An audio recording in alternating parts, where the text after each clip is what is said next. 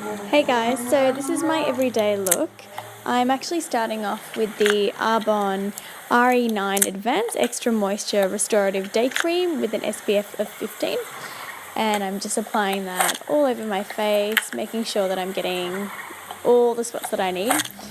My skin is feeling extra dry, which is why I went for a little bit more and I went for the extra protective.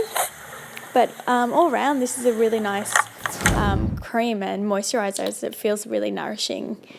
Then I went for the Arbonne Makeup Primer, and this one is a silicone base, so really soft. It covers all my pores and seeps into my skin, making it feel like it has a satin finish in it. So really nice, this one, guys. So applying that all over my face. And then next is the Arbonne, the Perfecting Liquid Foundation with an SPF 15. Now, a friend of mine actually is one of the consultants and she gave it to me to try, and I've never tried it before, so I thought I'd give it a go in this makeup look and see how it feels. But what I really like about it is that it's got quite a buildable coverage, so you could go from really light to quite heavy. This is probably a light to medium coverage on myself, and this is about one pump. So you could definitely add more to it, but I feel like for what I need as a daily, everyday look, this is more than enough, and I actually had extra to just sort of blend down my neck a little bit, as you can see.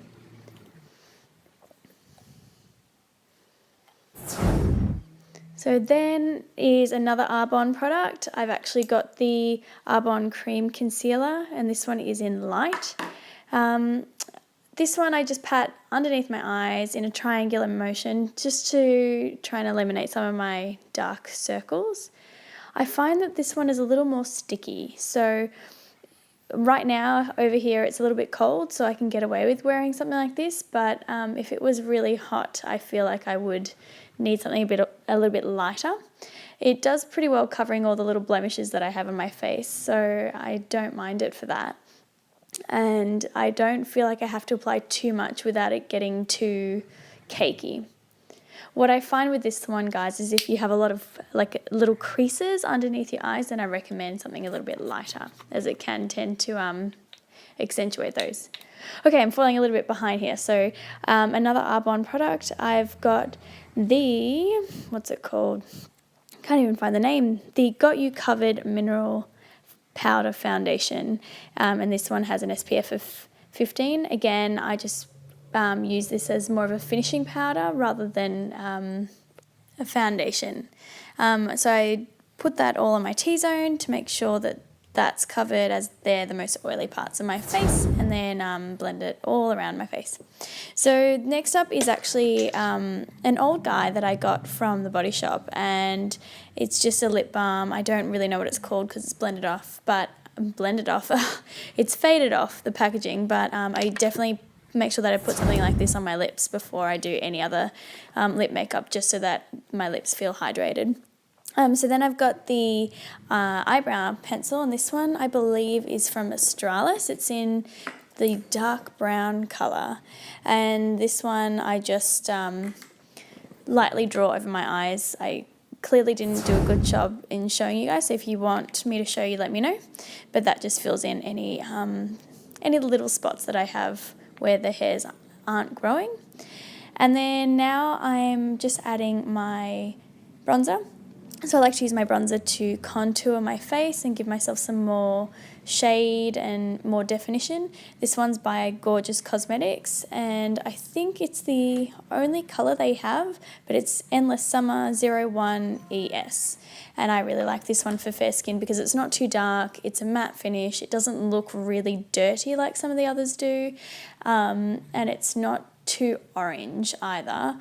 So one of my favourites. This one I find is really versatile because you can definitely build on this as well.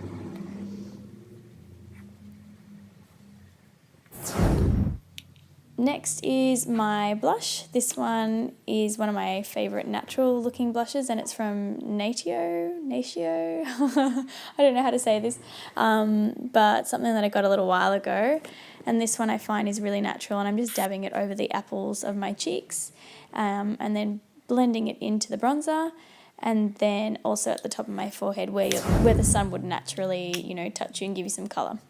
And then I'm actually using some of the bronzer again to contour my crease, or fill in my crease in my eyes, just to give it a little bit more definition. And sometimes I will use a separate eye palette to create an eye look, but because this is my daily go-to natural look, I just prefer using something that I already have and I can carry around with me, and I don't have to worry about bringing all my brushes and spending extra time bringing another compact.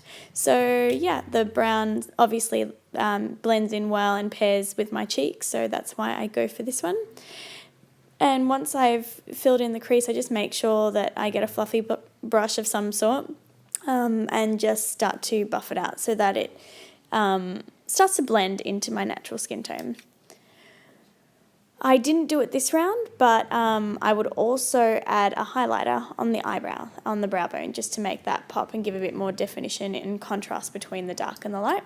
But you can see here what I'm doing is also just placing some of the colour underneath my eyes, just so that it blends right in at the bottom, and then I make sure that I buff that one out again so that it's light and blended. Guys, I just want to point out, this is really hard to record something and then talk afterwards, because it feels really awkward watching yourself and then speaking. I don't know. Does anyone else feel like that? So next I'm doing my eyes. So I'm just going to do a thin eyeliner, and I'm using MAC's Black Track fluid line. So I'm just using a tiny little brush and just starting from the center of my eyelid, just moving out and creating a little wing. I actually find eyeliner really challenging. There's always one side that's great, and then the other side I stuff up all the time. And because I have quite deep set eyes and a slightly hooded eyelid, I find it quite difficult sometimes to get really dramatic eyes, or without my skin like eating away into the eyeliner, if that makes sense. So I try to keep it really simple and really natural, and just use enough to thicken the lash line without it being too dramatic, as again, it's just my go-to everyday look. So clearly I did a great job recording this and doing my left eye, which is out of shot in the camera. So if you guys want a bit of a tutorial, let me know, but you can kind of see from there that I do make mistakes, and I just, blend it out, work it out, wipe it off, whatever I need to do. And I don't bother doing the whole eye again. I just work with it, because, sometimes mistakes are going to happen, and you just work with it and make it look as good as you can. And in the end, I feel like it just looks better. So just work with it, guys. We're not perfect. So, yep, that's the eyes done. And then I actually got this new mascara, which I'm trying out for the first time here. It's the Max Factor Masterpiece Transform, and it's in black. It's meant to be a high-impact volumizing mascara. So I'm trying that. It's actually got a really strange wand, which I'm not used to. It's quite flat, and then it has little spikes that come out of it.